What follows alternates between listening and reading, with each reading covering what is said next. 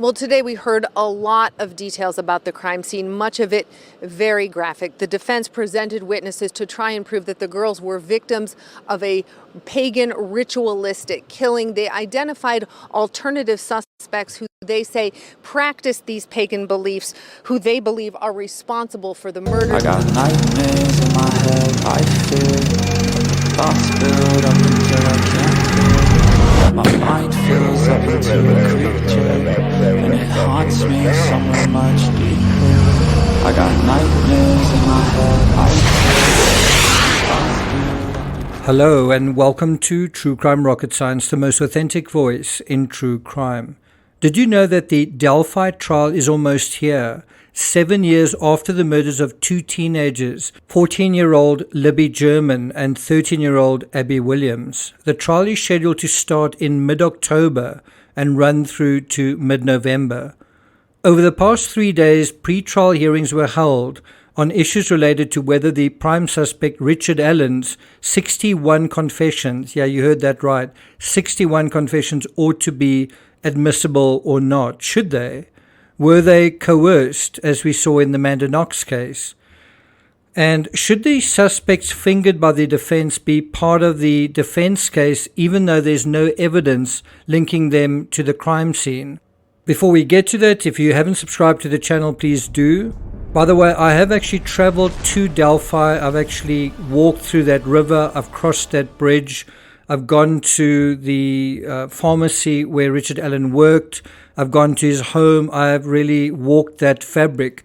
So I am certainly looking forward to the resolution of this case. If you find my analysis worthwhile, please like, share, leave a comment. You can also hit the thanks button. Bear in mind, I don't really do live streams, so I do appreciate people showing their appreciation on my videos, and let's get started. Now, those who have been following my channel will know that I am perhaps the only channel that has covered this case that hasn't covered the Odinism ritual aspect. This analysis is the first time I'm really dealing with it. Now, according to the Indy Star, quote, Dawn Perlmutter, who wrote a book on ritualistic crime scene investigation, said the deaths of Abigail Abby Williams and Liberty Libby German are, quote-unquote, textbook examples of a ritualistic murder. The bodies were staged with branches placed on them in a way that resembled symbols. I would say it was a textbook pedophile abductor scenario involving luring, the incident itself, and murder. Unfortunately, thanks to the world we live in and thanks to social media spreading the defense case the way that they have, far and wide, to popular appeal, getting massive amounts of views, I think there is likely to be at least one gullible juror out there that falls for the ludicrous Odinism murder ritual. We've seen unlikely defenses do well lately, haven't we? Haven't we? In the Russ case, we saw a defense wildcard getting Alec Baldwin's case thrown out.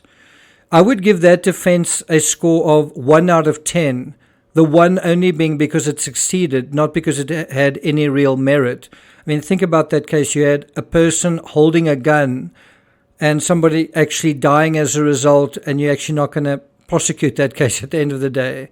Ridiculous. In the Karen Reed trial, I'd give the defense case 2 out of 10. The second point based on the fact that law enforcement did have some real problems in Canton, Massachusetts.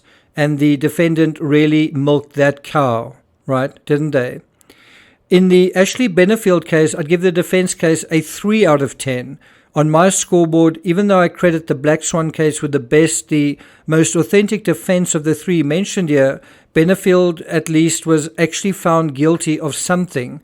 Both the other defendants, Baldwin and Reed, in the aftermath of the actions, well, someone ended up dead. And like Benefield, Baldwin had a gun in his hand, and a bullet from that gun fatally killed Helena Hutchins. You're going to tell me you're not going to actually prosecute that case?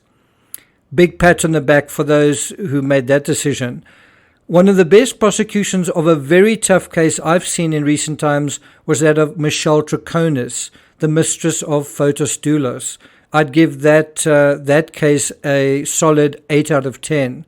But let's come back to this case, the Delphi trial. Now, according to the Indy Star, quote, Todd Click, a former police officer for the Rushville Police Department who helped with the investigation, said he believes the girls were killed after inadvertently walking in on an odonistic ritual. So in other words, can you believe the nonsense of this defense?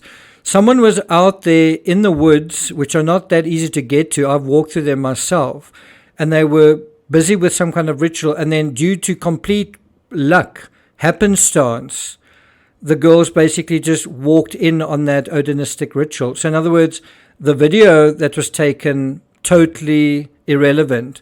The sounds in the video down the hill, totally irrelevant. The luring to the site, also totally irrelevant. They just happened to stumble their way to this ritual. And I can tell you, having walked that area myself, you don't just stumble completely off the path into the woods. It's actually very difficult to get to the river if that's what you're trying to do.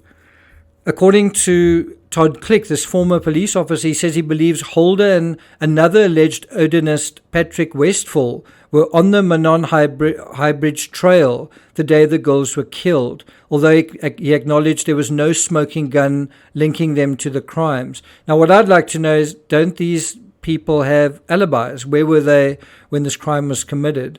In my opinion, the Delphi defense case about odonism rituals is a 1 out of 10 case, if not worse. Unfortunately, we are living in a world now where feelings, emotions, and most important, beliefs trump facts, evidence, and common sense. I wouldn't be surprised if you've got a juror who is someone who believes very strongly in beliefs, in their beliefs, that might think, I really think this is what is going on. And so don't be surprised if the defendant in a case that has taken so long to get to trial gets off. I personally feel social media has a responsibility when it comes to reporting on true crime, and it especially has a responsibility for cheerleading a defense case during the run-up of a case to trial. Why do true crime creators cover defense cases even when they don't believe them to be true? Some will say to provide a complete or balanced picture. Yes, that's why they're doing it. But the real reason has to do with making money out of shock value. Does it have to do with justice? Does it have to do with truth? Or does it have to do with selfish greed and cynically taking advantage of other people? Thinking you're so much cleverer than everybody else. And what do? You actually end up shooting justice, this thing that you claim to be championing, in the foot. Well done. Well done. Good job, guys. If you know or have strong reason to believe certain evidence isn't true, why would you try to draw attention to it? We saw how brilliantly social media fucked up the entire Karen Read trial, and we saw just how much of social media was hell-bent on supporting the defense case in that case. In the Delphi case, Richard Allen doesn't have an alibi. In the Delphi case, clothing he was seen wearing, clothing captured on video, was found in his home, along with a firearm matching a casing found at the scene.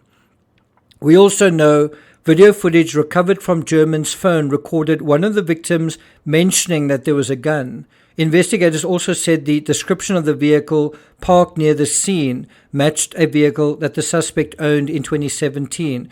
Now, just a random question here. Is it normal for Odin ritual, people practicing Odin rituals, to have guns with them? Is that normal? Is that also part of the symbolism?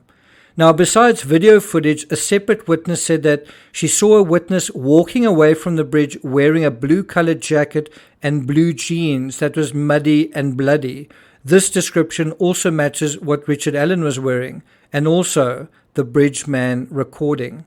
As some of you know, as I say, I've visited Delphi, I've walked across that bridge, I've walked across the river under it, the same river Abby and Libby were forced to cross. I've walked those woods. I've driven around both sides of the woods. I've gone to Richard Allen's home and the CVS pharmacy where he worked. If there's any case that illustrates just how delicate the fight for justice is, and how fighting for justice sometimes hangs by a thread, it's this one. It's incredible in this case you had the main suspect working virtually a stone's throw from the police station, and the police were looking for this perpetrator for 5 years. And now look where we are. Now it's Odinism rituals. Unfortunately, the forces that play against that thread are accumulating, murky forces that agitate against truth and justice. And so the question remains, will there be justice for Libby and Abby in this case? Well, time will tell, and the clock is running down to when that's going to happen. I'll obviously be covering that, so watch this channel for more details. Thank you for listening, and I'll see you guys next time.